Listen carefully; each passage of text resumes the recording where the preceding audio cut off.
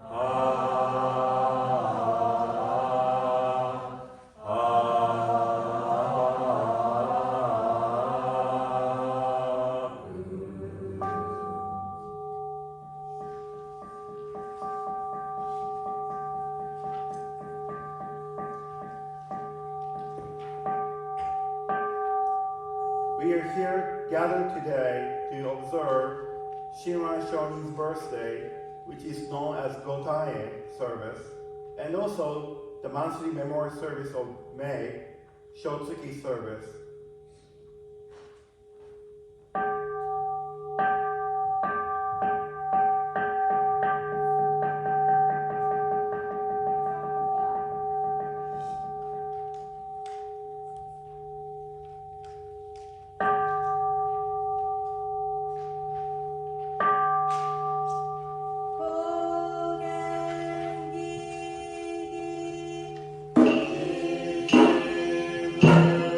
Thank you.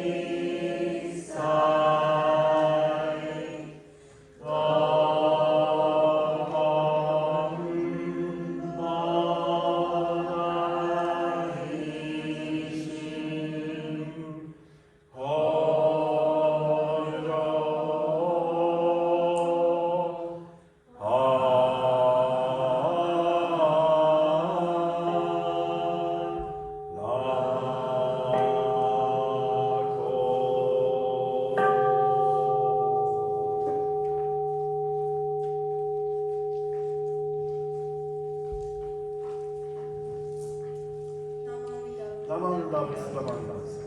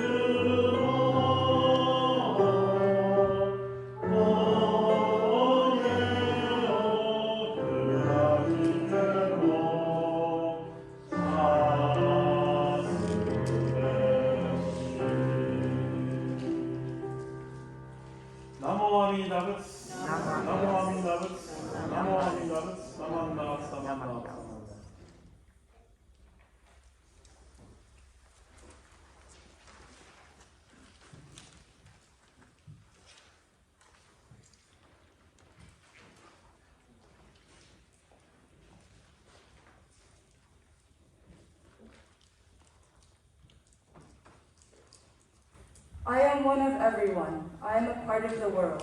I always receive help and support from others, which is called other power, to make my life enjoyable.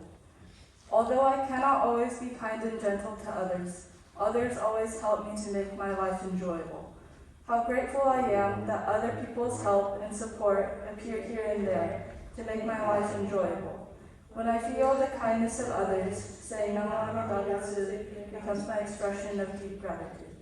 Namo Amitabutsu. Namo Amitabutsu. Namo Amitabutsu. Namo Amitabutsu. Namo Amitabutsu. Namo Amitabutsu. Namo Amitabutsu.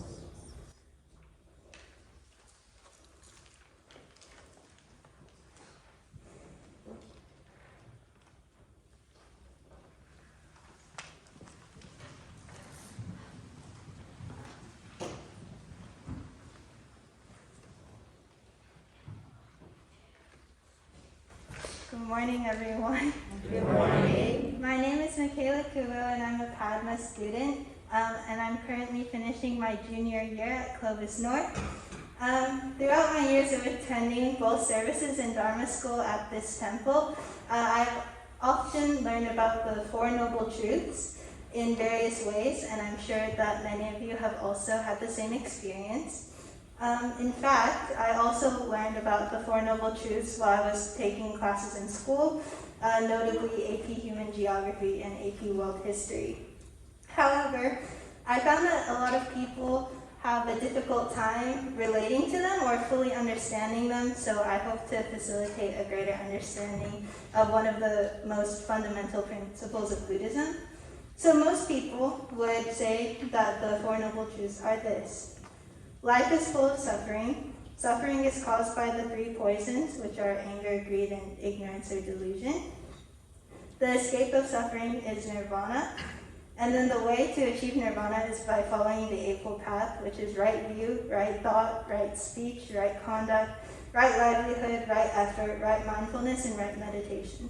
And that's not necessarily wrong. However, it leaves a lot of room for interpretation for a lot of different people. And a lot of people who receive this information start to view Buddhism as sort of a pessimistic religion.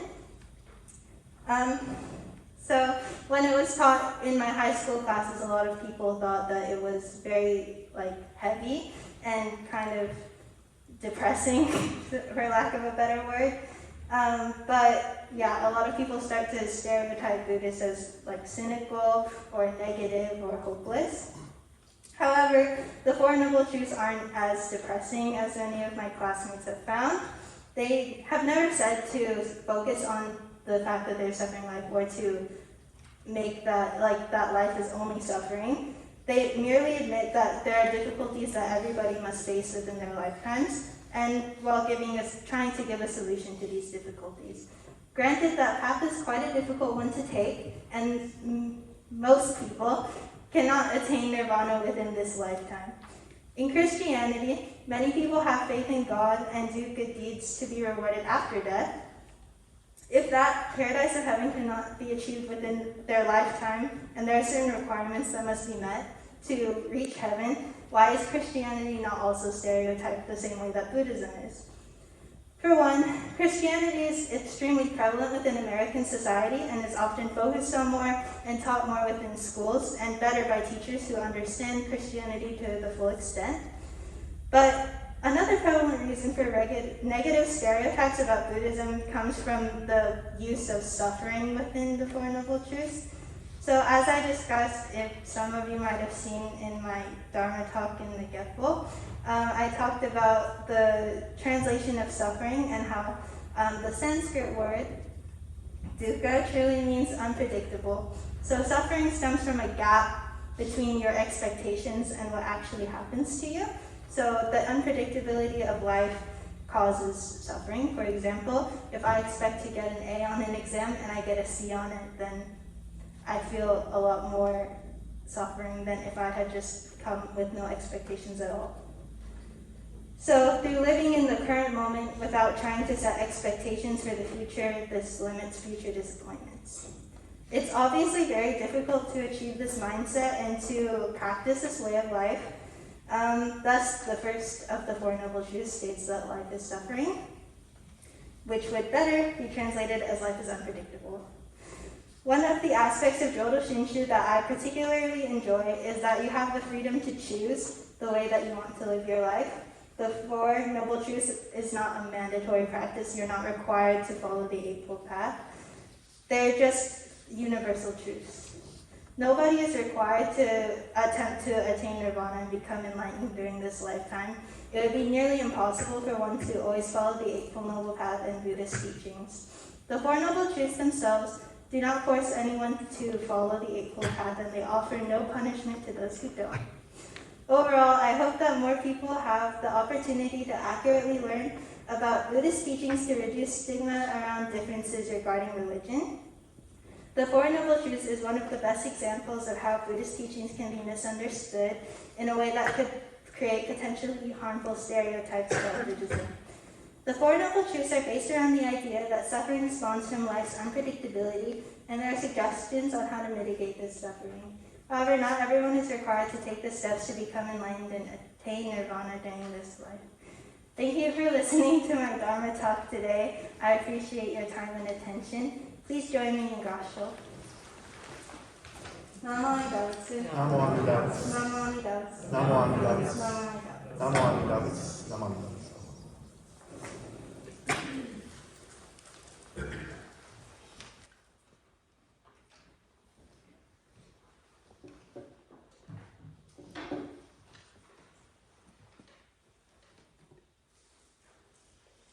Namandas, namandas, namandas, namandas.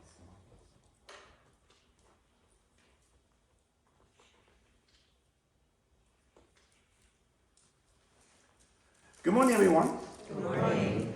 This is actually the second Sunday service we are doing. Last Sunday we had Dharma school service. We had a lot of kids to come in the front. So I really appreciate today also your participation to the Sunday service. So today we are conducting a service for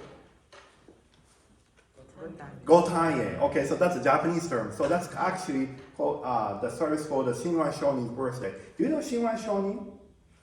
Is anyone? Shinran Shonin? Obviously, that's not the English term, right? So that person was born and raised and died in Japan, which obviously that's the founder of this particular Buddhist school, which called Jodo Shinshu or Nishihon Ganji. That's how we continue this tradition last more than 800 years. So actually, next year in main temple in Kyoto, Japan, they are conducting 800-year special service in Kyoto, Japan. So that's why this particular tradition continued last 800 years. Can you believe something continued 800 years? There is so many people help and support, continue the same Namo Amida Butsu for last 800 years at least. That's why we still continue appreciating. And now we have younger generation carrying on these teachings, which is great. So I hope everyone, or especially the kids sitting back there, so will continue and pass to the next generation. Actually, next Temple Newsletters, my article is talking about if we continue next 79 years, then we can continue to 22nd century of Jodo Shinshu. That's my next Temple Newsletters article. How we can pass to the generation to appreciate these teachings. That's how Shinran Shonin started. The Shinran Shonin, he started his Jodo Shinshu teachings, but when you look at the right side, there's a small statue, right? Can you see? Small statue there. So that's actually a Shinran Shonin statue when he was like 9 years old. Then what reminds me the 9 years old is when he entered the monastery. So Shinran Shonin started his own monastery when he was 9 years old. Because his family had financial difficulty by losing the parent. That's why he had to choose to go into the monastery. Also, that's also his own decision too. That day, he was planning to have his own ordination. That he was kind of late to visit the temple. So the master at the temple said, well, maybe we can do tomorrow. You are still young, so we can do tomorrow for the ordination service. So at the time, Shinran Shonin was 9 years old. He just wrote some short poem. The poem said, so at the time it was the season of cherry blossom. Do you know the Fresno Betsuin have a cherry blossom? So that's why cherry festival, cherry blossom festival, right? So when the time the Shinran Shonin was going to receive a tokudo or ordination, that was a cherry blossom season. So he wrote a poem. He said, even now the cherry blossom is full bloom, but we never know by the storm, by the night storm may take all the flower away. The next day we will no more having cherry blossom blooming. That was kind of he meant the meaning of impermanence. Today we are enjoying the life, but who can guarantee tomorrow we have a life? Like each time when I conduct a funeral service and memorial service, I always say, when was the last time you say, see you next time or talk to you later? The person who died. So there is no such guarantee for how many years or how many decades we have life. So that's why Shinran Shonin, even he was at the 9 years old, he said, well, please, conduct my ordination today, because I may not have tomorrow. Even the 9 years old boy said that. But how much, we think, take for granted for, every day we will have. Everyday life we are living. That we never think like, oh, I may die tomorrow, right? We don't live that way. But how often you remind yourself, life is not long that as we expected. That's like today's Makayla's talk. No, dukkha is not suffering. The Buddha simply said, our life is not predictable, which means unpredictable, uncontrollable. But we as a human beings, we have an ego, right? We try to control the husband and wife, things like that. Then, if our expectation and actual result is different, the gap makes us suffering. That's how Buddha told. So basically, the world is his idea or his understanding of the world is imperfection is perfection. Always something missing. That's why people always try to achieve something. Then that will be a part of their purpose to live. So there's many things how Buddha was thinking differently than how the other teachings were talking in his generation about 2,500 years ago. That's why Buddha's teaching was so interested by many people. That's why last 2,500 years still continued and still more people eager to learn about Buddhist teachings.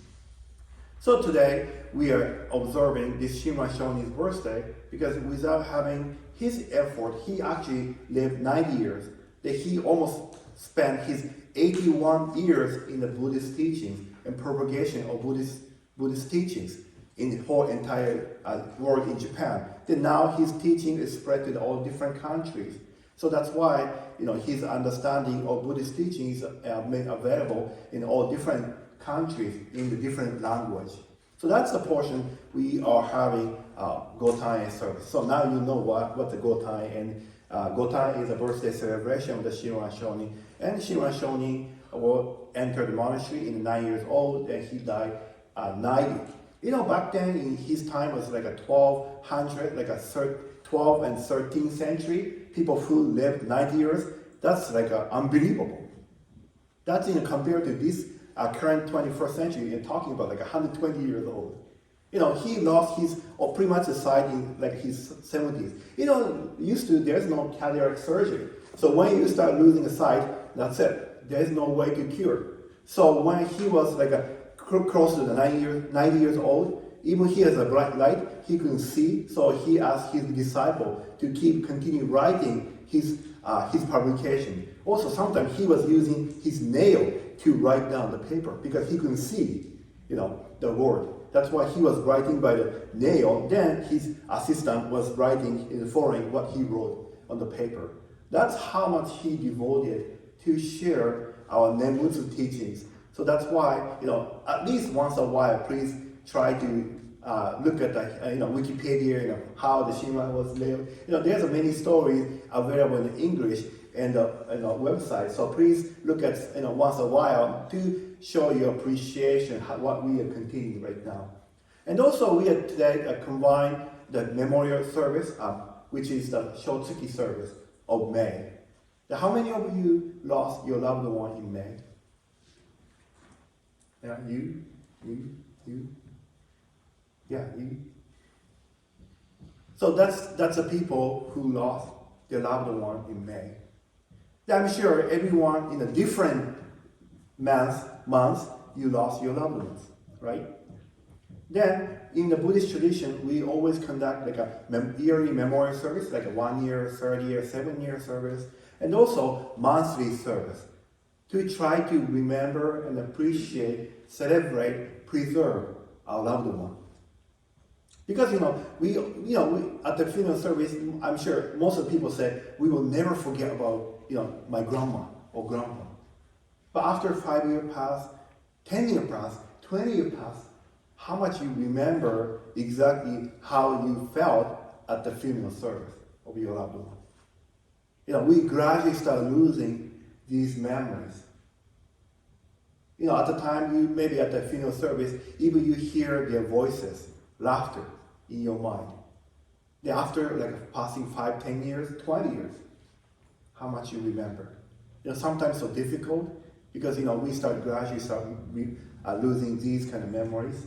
Just like the ocean tide start to crashing all the sand castle. Little by little you start losing the memories. Then later on there's just a beach. No more sand castle. Something like that. Our memories. That's why we try to encourage in the Buddhist tradition to have like a yearly service and also additionally the monthly memorial service. Every year you come a time for like a month of you lost your loved ones, you start remembering. The month before in April, the person was doing this, maybe in the hospitalized or maybe in a care home, then we did this kind of conversation. Those kind of things, I'm sure you remember, those things. But, if we don't do this kind of service, it's easy to, pass all the years. Only time when you look at the album, you may say, oh yeah, my grandma's doing this. But if you don't have that kind of yearly service, like a monthly memorial service, then really not to have a time to spend for your loved ones, to really think. Just by coming to the temple in the morning, you start remembering, oh yeah, today's a monthly memorial service for May. Oh, that's a month for my grandma or grandpa. Only that thinking or intention make your whole day for the observation for your grandma or grandpa for the service. That's why we try to offer the opportunity. Then, again, I always say, in the Buddhist tradition, memorial service and funeral service is not duty, nor obligation. Because we are not religion. This is a Buddhist teaching, is a way of living. How you like to appreciate your way of living. Just like Makayla said, you can fully enjoy your life. Yeah, yesterday I had a discussion with college students, mainly from Fresno State, and also I had from UC Davis and UOP from Stockton. Then at the time, they are asking, what's the one word, one sentence to explain about what is Buddhism? Then I said, yeah, Buddhist teachings is so simple to say, whatever we want, we can do it. Especially for the college kids. Say, oh, that's good, sounds good. Then I said, but you have to take your own consequence. That's Buddhist teaching. That's, now we are using the new readings for the Golden Chain Version 4 that say we can do whatever we want, but we have to take our own responsibility. Three treasures say that. So that way they can understand, oh yeah, we have the choice to do things, not someone to dictate us to whatever we have to. Instead, they make their own choice. That means they start thinking about their own life more seriously. Because, they have to take their own consequence, right? So they can do stupid things, but they will get the stupid consequence, right? So that's why Buddhist teachings really make you to enjoy your life your own way by taking responsibilities. Those kind of things we are included in the Buddhist teachings. So, when we have memorial service like this, Shotsuki memorial service, we can hear more additional Buddhist teachings, what we live and how we live. But these teaching is not ruling anything. Instead, you make your own choice, or your own rule. That way you can more appreciate, more you start treating yourself well, because your choice, your decision, your responsibility. So I hope take this opportunity of May Shotsuki Hoyo, the monthly memorial service, to start thinking about your loved one who died, even in January or December or August. Maybe I'm talking too much. Anyway, so that way you can more appreciate someone who's surrounded before us. That way you can more feel your value, because these people who passed before us is always here. They became our asset, our heritage. That way you can more appreciate your own life. So I hope everyone take this opportunity to remember and appreciate and celebrate and preserve your loved one who passed before us. In closing, please everyone join me Gassho. Namo Amida Butsu. Namo Amida Butsu. Namo Amida Butsu. Namanda Butsu. Namanda Butsu.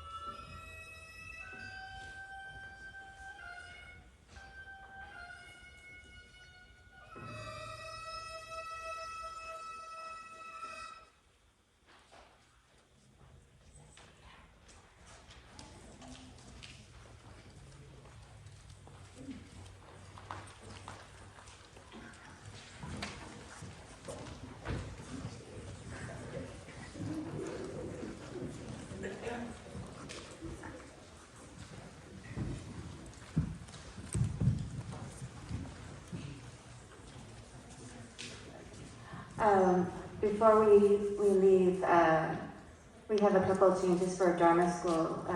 4th, 5th, and 6th is going to meet with the 2nd and 3rd grade class today, and 7th and 8th grade are meeting with the senior class. When we have refreshments after, there's going to be bags of nectarines that are left over from yesterday's Hawaiian plate dinner, so feel free to take a bag. Thank you.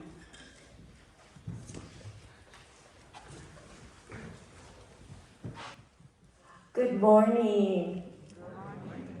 First of all, I'd like to thank Reverend Kaz, the Padma students, Makayla Kubo for her Dharma message, Akika for her flower offering, and Gordon, our pianist. And I'd like to welcome all of you. We're trying to figure out the best way to enjoy our Hondo this morning. And Eileen, if you'd like to sit for a second, we're going to give some announcements. And then, like I said, we're trying to figure out when to Oshoko and when to do everything. And so we are just so excited that you are here this morning to learn this with us as we navigate our beautiful new Hondo and the services that we will be participating in. I'd like to, at this time, introduce our newest members to our Betsuin family. I'd like to introduce Ms. Tran Nguyen,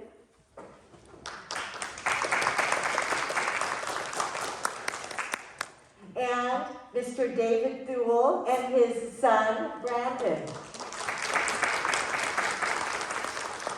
And so you'll really want to look at your Geppo that Lee has been working on so hard when you receive it, because we will have a getting to know you. You'll get to know Tran and you'll get to know David. And so we will look forward, but we truly, truly am so grateful that you are now part of our Betsuin family and to experience all of this with us for the first time. Next week, we will be having Dharma family service, and so we welcome you to join us. And then after that, we will be having a very special, Reverend Kaz is calling it a summer Dharma retreat.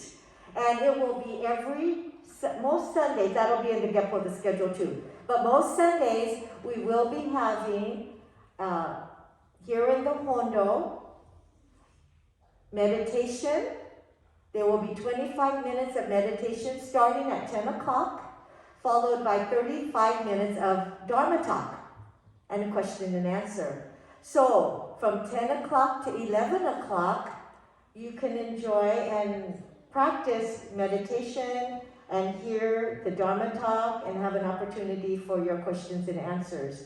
And that will be a wonderful opportunity to practice meditation, and then, of course, to talk about the Dharma. Our Obon, put it on your calendar, will be Saturday, July 9th. And check the calendar also for the other Central Cal Obon schedules too. But I think right now, hopefully, that we'll be able to have our regular Obon. Now, as far as a couple of operational things, if you'd like to park in the front of the Hondo, you may park there. Unless it's roped off, you are welcome to park. And I think for some of our members, it might be easier to walk straight right into the Hondo. So you may park in this area here. And let's see, we're going to have refreshments in the Dharma Center. Reverend Kaz, are you having question and answer this morning? And so if you would like to stay in the Hondo for a question and answer with Reverend Kaz, you may remain here in the Hondo, and then you may join us in the Dharma Center for Auntie Ruth's egg salad sandwiches. And of course, it is Shinwan Shoni's birthday, and so there is birthday cake too. And so we welcome you, please, to join us back in the Dharma Center. And then to meet Tran and to meet David and Brandon, too. That'll be a wonderful time to get to meet them in person. Anything else? And so, at this time, this will kind of be our format, that we will have service, we will have announcements, and then you may offer incense. And so at this time, I offer you to Oshoko. Okay, close and please everyone join me that show.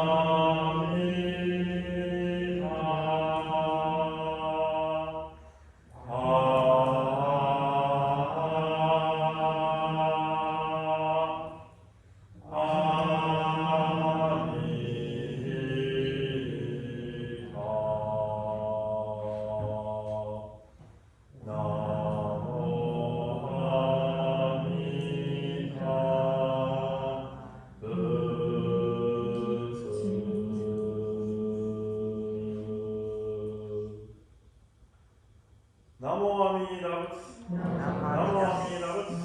Namo Amida Butsu. Namo Amida Butsu.